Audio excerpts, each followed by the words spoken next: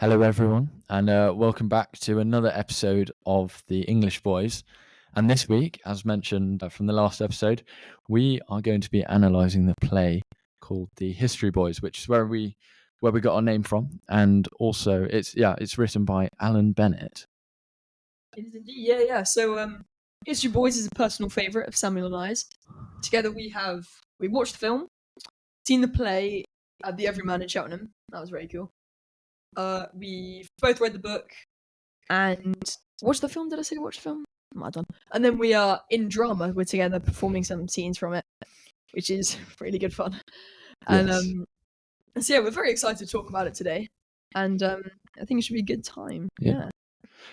But before we start that, we just wanted to say a big thank you to everyone that has been listening this week for our introduction episode. And Louis, how do you think it's gone so far? Yeah, it's gained a lot of traction. It's really exciting to see lots of people talking about it, and it's it's been really fun to hear the feedback and people be interested in it. But then also just for ourselves, I think it's been really fun to film them and do the whole thing around that. So yeah, no, that's a real treat. How have you been finding it? Yeah, it's been a really fun experience actually. And just I found the software fascinating. And yeah, seeing the number of plays and followers that have come up over the past few days, it's been really good. So yeah, everyone, thank you very much for that. And we hope this episode provides some good knowledge, and we hope you enjoy. So should we get started, Louis? Let's do it. Let's go. Brilliant. Thank you. Hello, everybody. Welcome back to the English Boys, the show where we discuss all things literature. I'm Samuel. And I'm Louis, and thanks for tuning in.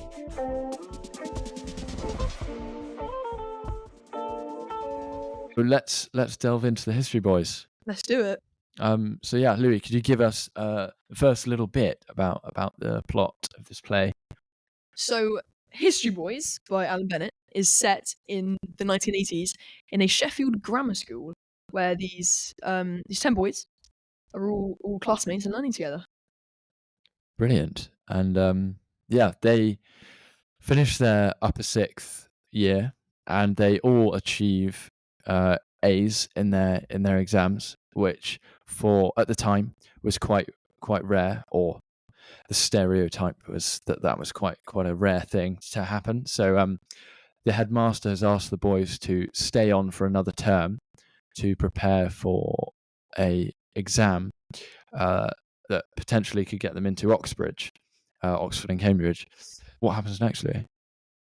So one of the biggest events, I guess you could say, in the play is when a new teacher called Erwin comes to teach them in that term, and he's there to sort of take over from the boys' old teacher, who we'll talk about in a sec.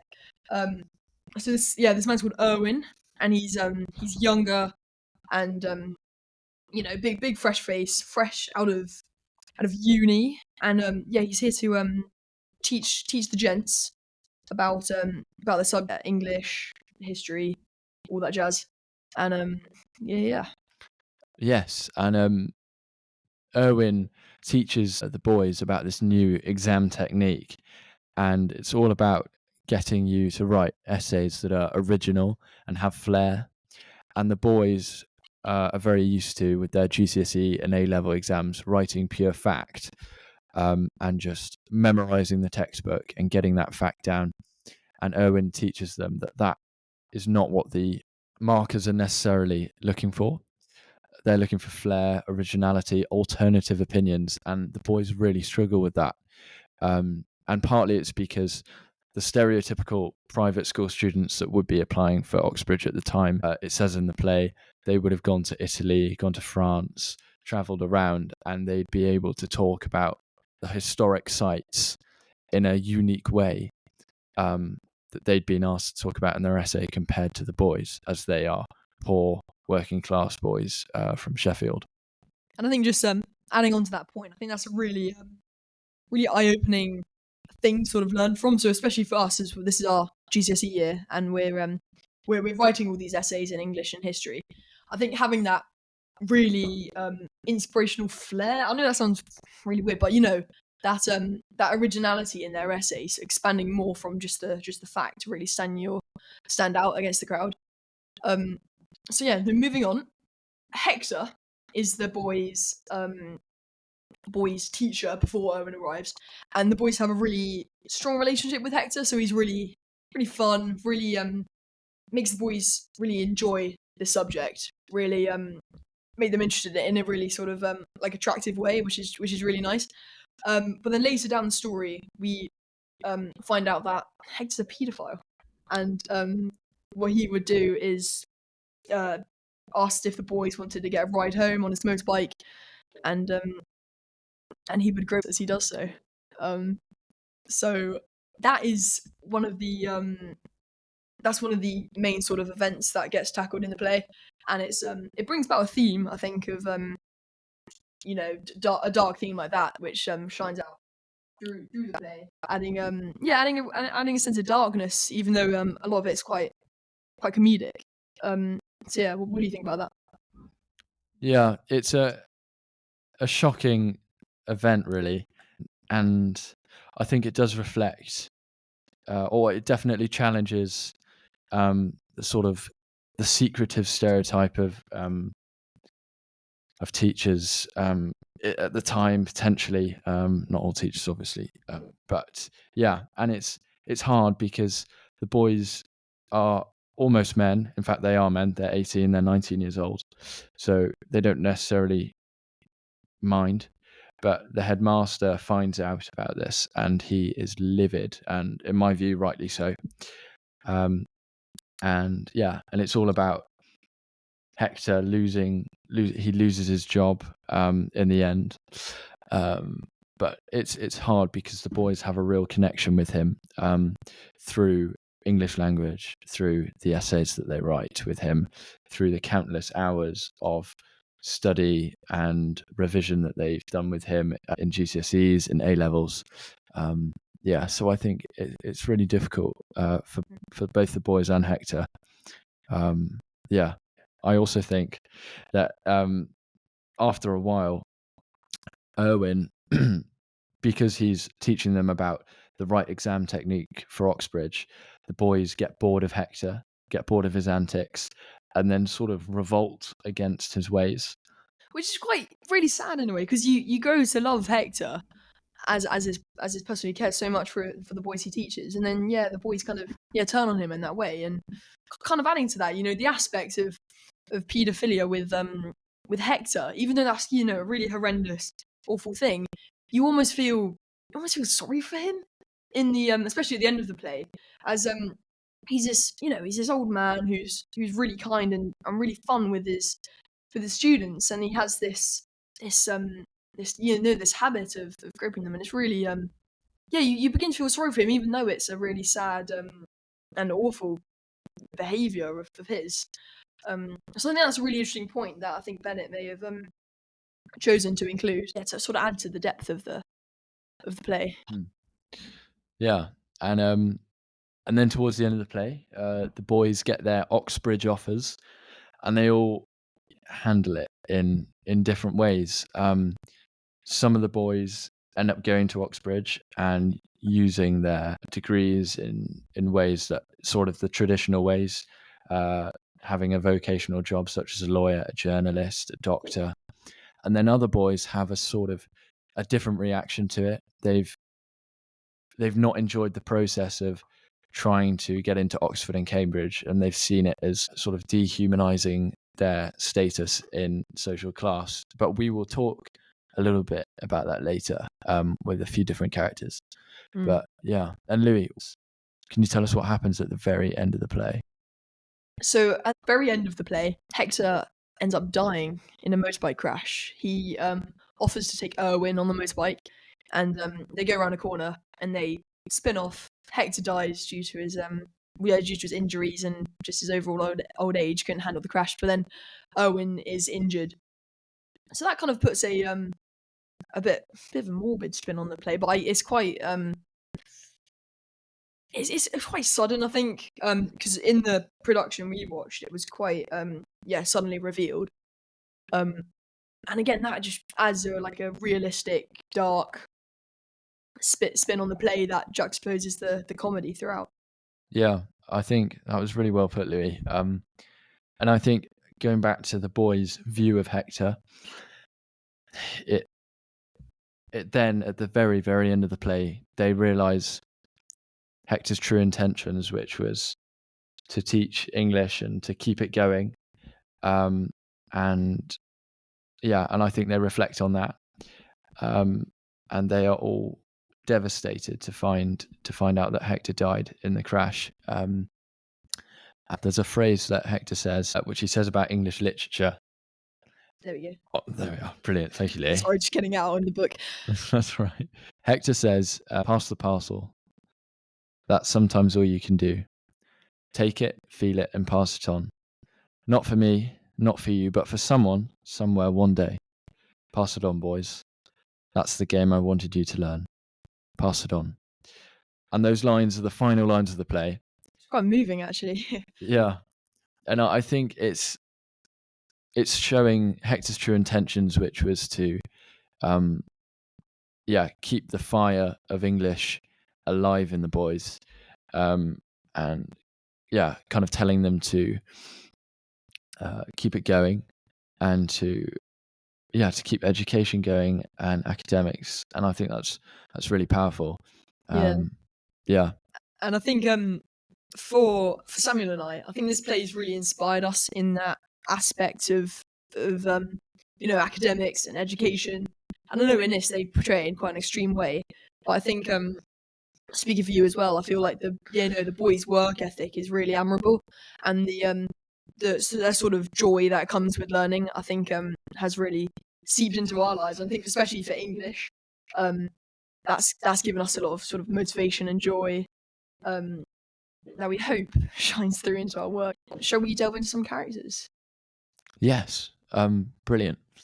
So we've talked a little bit about a lot about Hector. So I think we should probably skip him, and we'll carry on to Erwin to start with. So Erwin, we mentioned a little bit about him. He's been brought into the school to teach the boys in their fourth term for their Oxford and Cambridge exams. And Erwin he's quite light-hearted. He's quite a timid character, and he's a little bit on edge. In the play we saw, he was quite straight back, a little bit frantic, and had quite a rigid idea of what education looked like. However, in the movie, he seems a little more relaxed, and trying to encourage the boys a little more. So those are two interesting perspectives on him. Anything you'd like to add, Louis, on Erwin? I think just you going back to what you're saying about how the play and the film differ. I think that Erwin is one of those characters that can be I don't know the right wording for this, but is up for interpretation. I think so in any sort of media he's portrayed in, because if you read the book, you I feel, I don't know if you agree with me in this, but I think you'll gather a interpretation of him that may differ to those portrayed. So as you're saying, in the play we watched, he's quite straight back and on edge and timid. But some of his actions in the book, especially near the end, you wouldn't expect from a character like that. So I think he's he can be a character that's up for interpretation throughout. That makes sense. But I think Erwin is quite different compared to a lot of the other characters. Although he has some of the traits that match other characters, such as Deacon, that we'll get onto. But he's quite an interesting one you can delve in quite deep in with some of his thoughts and themes that are that you gather throughout reading it and throughout watching things on it. So Brilliant. And we will mention Erwin again when we talk about Dakin, which is one of the boys. But now we have the headmaster. So the headmaster he's been the head of the school for a while, and he is very intent on using the boys to boost the school's academic performance, as these boys are probably the best academic profiles they've had in the school ever, or since he's been there at least.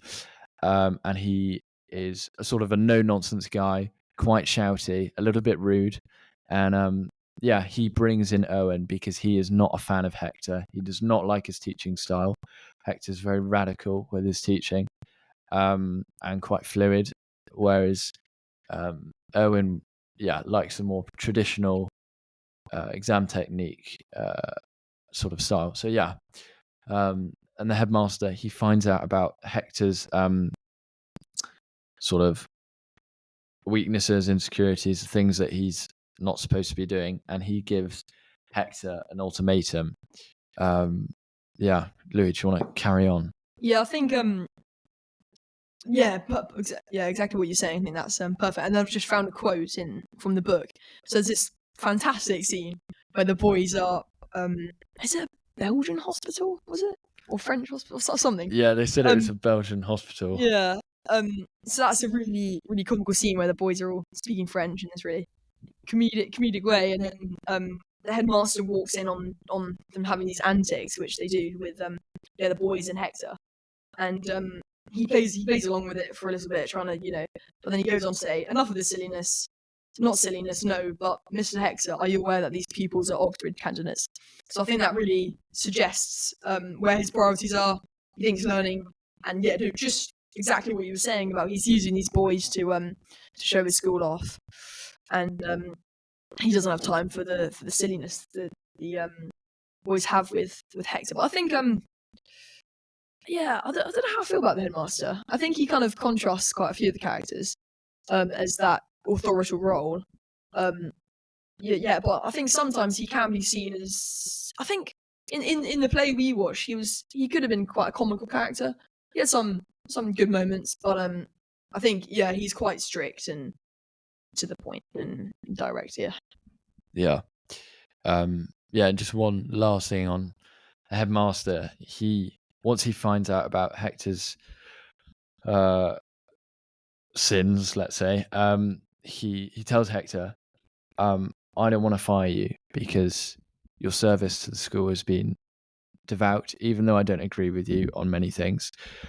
He said, you're due to retire, as Hector is quite an old man. He's at least 65.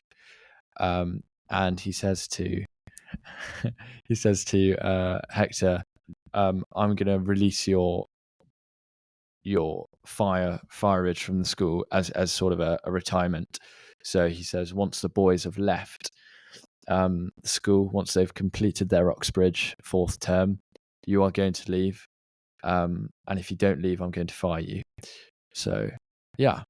I forgot about that bit, yeah. Because there's this because he has those interviews with each of the teachers, and that's quite hard because you have this character of Hector that you've grown to like, and then the authorial role of the headmaster really putting him in his place, and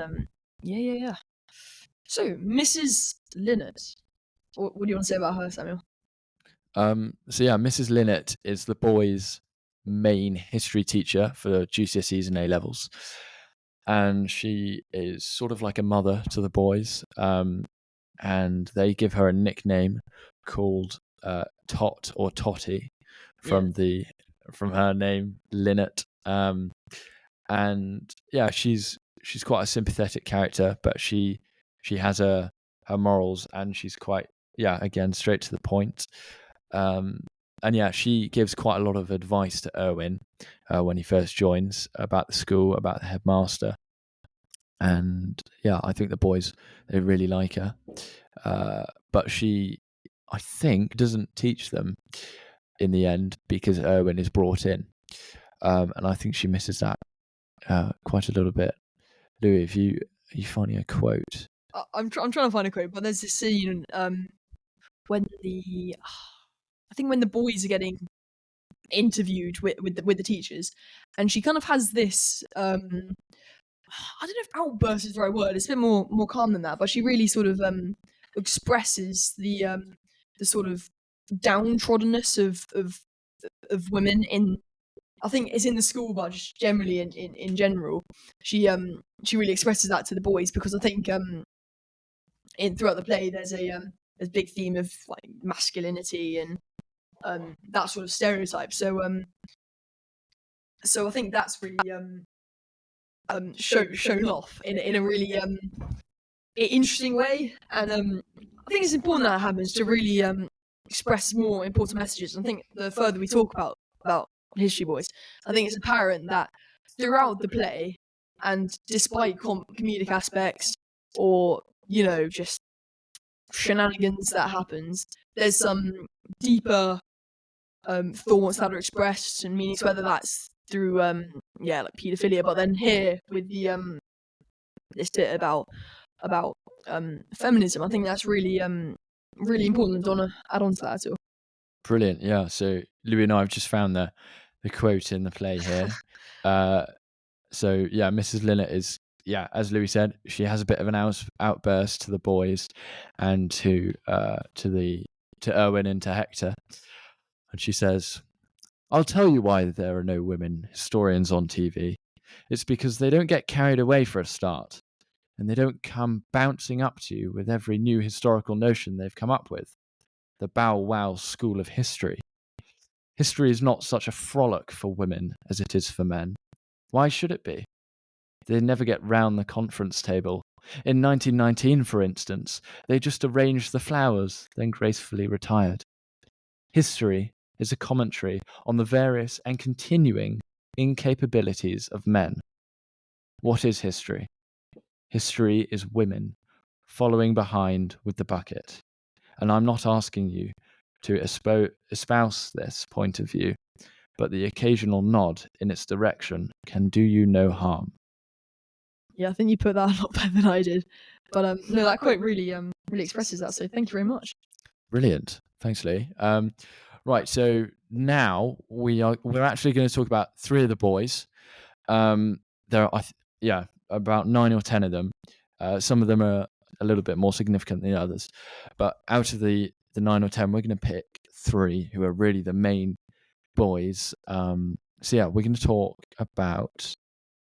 Should we go for Posner first? Yeah, let's go for Posner. So Posner's another one of those characters that expresses a deeper theme in it. So Posner is a young boy who is homosexual, and he has this sort of love for the main character Dakin, and he really sort of like worships him in a way, but has a is attracted to him, and so he's a small Jewish boy, and he has quite a lot of scenes in the play, so he's quite a leading role, and there's a lot of moments within the production where he bursts out into song and really expresses his thoughts in a way that breaks the fourth wall and addresses the audience and just sings out to them, and it's quite meaningful.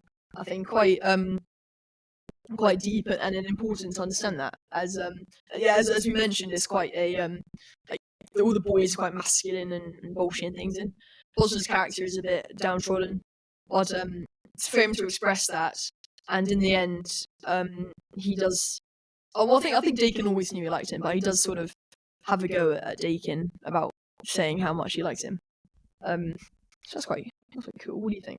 Yeah, again, Posner, he's very feminine, and he's sort of the outcast, but the boys really like him and they really enjoy him. I think that's really, really good to see.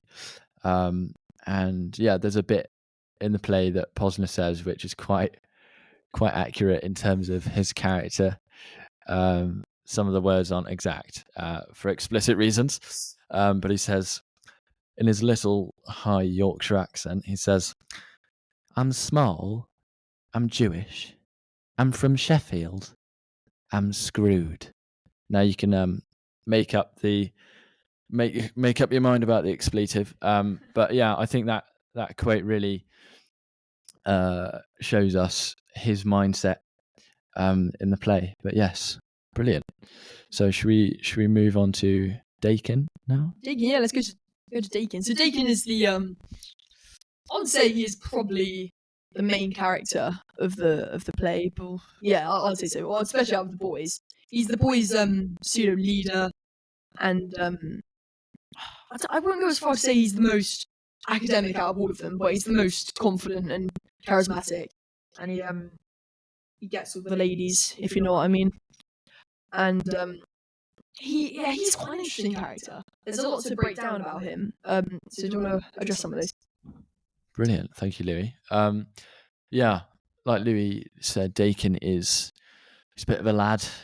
He's very insightful, actually, and he wants to perform the best academically as he can. So he ends up dating the headmaster's secretary, who's only a few years older than him, and they have a relationship. But towards the end of the play, this is when we bring Erwin back into the scene. Dakin sort of challenges his own sexuality once he leaves the school, and basically asks, as crazy as it sounds, to hook up with Erwin. And by this time, Dakin's about 19, and he's left the school. But this is when we see Erwin sort of really break down, and it's the point in the play, when we see Erwin's sort of, it feels like he's been hiding something, and this is sort of what's come out. So yeah. I think I wouldn't say he's like homosexual as such, but yeah, he's definitely hiding some inner conflicts that that come out when Dakin asks him this, and it paints a interesting picture about Erwin, about how he's really complex, and you don't quite understand what like who he exactly is deep down, but yeah, as you were saying, this really breaks him out of his shell, and you get an insight into the inner struggles he has, and the sort of deeper things he hasn't really expressed. So yeah, you could say he's homosexual, but I think they didn't really express that in a really open way. So it's up for, once again, up for interpretation, and you can think about what from a sexuality point of view where he stands. Yeah, that's really interesting, and I think one last thing on Dakin, he's due to this sort of frolic that the two characters have. It shows that Dakin's quite experimental, and he lives on the edge a little bit more. And yeah, let's move on to our final character, which is Rudge. So Rudge is he can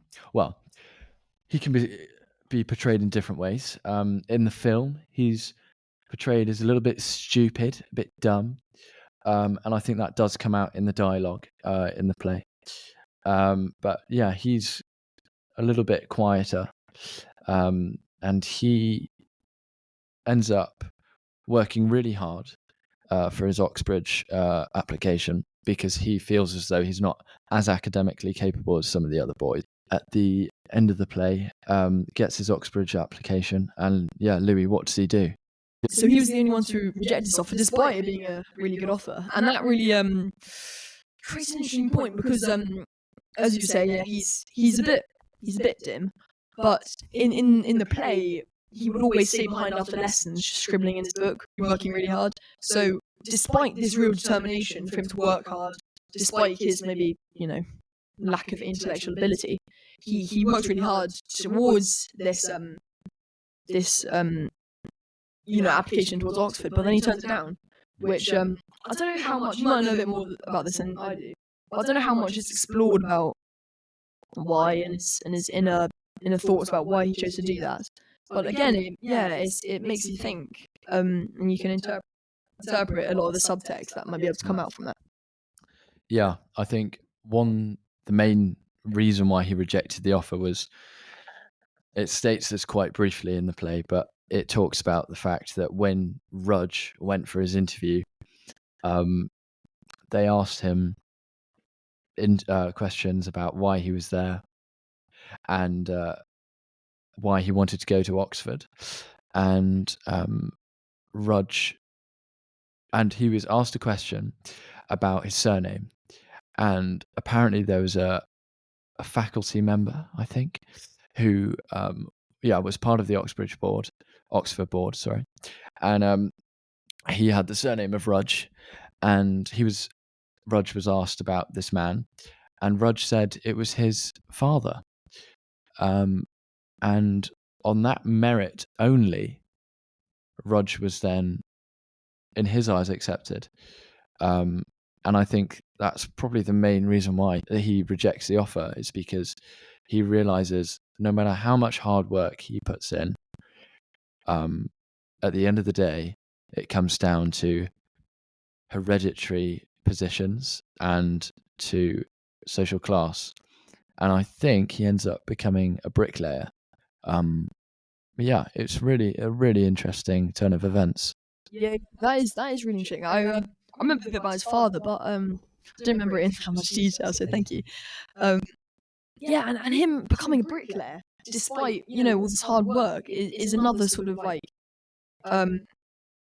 sort of reality check apparent in the play. So the boys work hard, but then sometimes it can it's just not worth it. I know that's a bit like a bit extreme, but it can be true. And I think the way he chose to turn down his application for the sole reason of him getting into be because of his father, I think that's really big of him. And it also, it's also really sad that he did work really hard, but the only way he would have gotten in was because of his father. So I think that's quite big of him and quite deep. Yeah, thank you, Louis. Brilliant. Those are the main characters there, and we're just gonna spend the last little bit of this talking about our thoughts on the play, why we chose it, and I hope that we've been able to explain this play well for you, and it's clear. If it isn't, please go and watch the movie, or read the book, or even go and see the play. I think the play is on tour at the moment, and so if you want to watch the film, it's on BBC iPlayer. It's got a great cast as well. Some big names actually. So we got James Corden, Richard Griffiths, Dominic Cooper, and Bennet Campbell, to name a few. Sorry, Stephen Campbell, to name a few. And that was 2006, and I think it still stands out today. So sort of echoing what Samuel said. Yeah, if you're interested at all, check that out. Read the book, read the play. Yeah.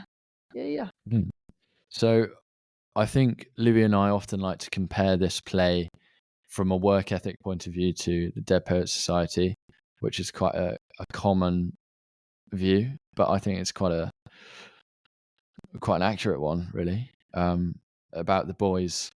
Really working hard, really wanting to have that determination, and then a tragedy at the end, where someone dies. And if you haven't seen the Dead Poets Society, we're not going to spoil it for you, but go and watch it. It's really good. So Louis, do you want to add to that? Yeah. So I'll try my best not to spoil it, but I think with Dead Poets, it does have a similar theme of tragedy shining through the obsession of work, and I think in here it portrays work as an obsessive like romantic thing you can strive for and cease to do. And then in Dead Poets Society you have the Mr. Keating, like Hector, and then you have the boys mirroring the boys who are really intrigued by the Dead Poets Society, and they really reflect one another. So I think they pair quite well together, giving a similar theme and from different aspects. And the film is very good. Yeah. So I think to round off, we're going to dive into some themes we thought were apparent. We've already touched on quite a few of them, but go into a bit more and then talk about our thoughts and opinions. So, yes. So I think for me, there are many themes to this play, but a couple that really stand out for me is motivation and determination with work. And if you watch the movie, they really execute this theme really well in the way that they film it. And I think that's less apparent in the play, and it focuses more on the teacher's relationship with the boys. But yeah, I think motivation and hard work. And then probably a second theme is probably showing that, yeah, making the most of every day, really. Because even when things are going well for the boys in the play, it still all goes on its head, like we saw with Rudge. He was not satisfied uh, with an offer from Oxbridge, which, from my point of view, and I know I think I could speak for you, Louis, if we got an offer from Oxford or Cambridge, we'd be pretty over the moon. So yeah, all of that really, and yeah, again, the tragedy of the paedophilia, that was a real shock to me and to Lou when we were reading it, and also to the death of Hector at the end. Yeah, what would you say, Louis? I think kind of adding on to what you're saying in the I think near the end of the play, or maybe like just a good way through the second half, you get a really brief insight to Hector outside of school, talking about his wife who works at a charity shop, who saw what happened with him on the motorbike, and that's really that's another really deep thing you can take from it, because you see this really fun like thrilled to teach these boys teacher who's really excited to teach these boys, but then you get the insight of that he's got this sort of this behavior of paedophilia which really weighs him down, and you can see that may really affect his relationship with his wife at home, even though she doesn't know about it. It can cause some tension that can make you think about, because it doesn't really get explored too much, but that life outside of school, which you also learn about at the end when the boys reveal their jobs they get. It's it's a big reality check, because you're in this big sort of whimsical schooling you have and learning in this really powerful and fun way. But in the end, it's just, you can sometimes feel like, was it worth it and things. Yeah. And that can really it does put a sad spin on the play, and a lot of these themes do, but I think that really makes it really interesting and insightful, as you have these absolutely amazing comedy elements that we quote quite a lot. But in the end, it's just, it can be really sad, and life's the realism of life's of the truth of life. Yeah, I think, yeah, continuing that, one thing I've taken away from reading this play is probably vision in life is the most important thing when you're at our age. Having a vision of what you want to do after school, in terms of academics, and there's no point working for something if you then either don't believe in it, don't believe why you're doing it, and you're not really motivated at all. You're just doing it because you're good at it. And at the end of the day, with some of these boys, I think that is, they're only doing this because others are directing them to, and it highlights the unfortunate circumstances of how some of these boys are living. They're not getting much direction with their future. They don't have much purpose in life, and they generally just do what authority says or who they think is the wisest. And you can see that how Hector was the person they looked up to, and then as Erwin came in and gave them a different sort of idea of academics, they then looked up to him completely. And one thing that we didn't actually mention was Erwin claimed that he went to Corpus Christi College at Oxford, and Dakin, when he went there for his open day, went to the archives and found out that Erwin was never there. Yeah, that's probably something that I take away from the play. But yeah, what about you, Louis? So I think as a whole, there's some bits of the play you should take away, but some bits that is sort of like a warning. I guess that sounds a bit weird, but hey ho. So I think the yeah, you made a really interesting point. So the work ethic the boys have is admirable and exciting. You know, it's inspirational for us as we work towards our GCSEs and things.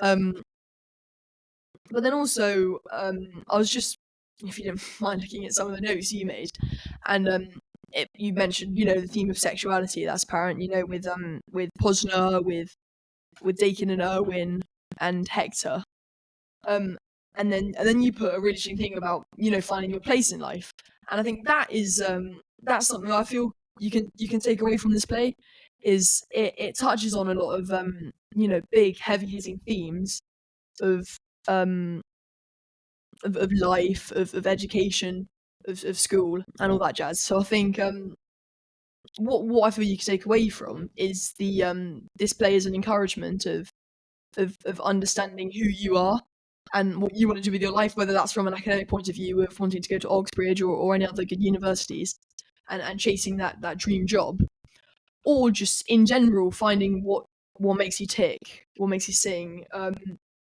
who you want to be as a person. I think that's quite a powerful thing. I think you can learn from these characters is that they have their flaws, they have their strengths, but I think through this you can learn about yourself, about who you want to be, what what makes you tick, and what you want to do with your life, and with the education that you're gifted with. So and I think for both of us we're lucky to have a really good education. So we got to see you know, where that can take us and how we want to use that as to chase those dreams. Brilliant. I think that's time for us to wrap up. Would you Yeah, say, yeah, Louis? yeah. We kind of touched on our own thoughts and opinions, but final message. What would you say? Pass it on, boys. Pass the parcel. Sometimes that's all you can do. Brilliant. Well, thank you very much, guys. Thank you for listening. And we will not be releasing an episode next week as it's Exeat and we record this on a Friday afternoon, so we won't have any time to, unfortunately.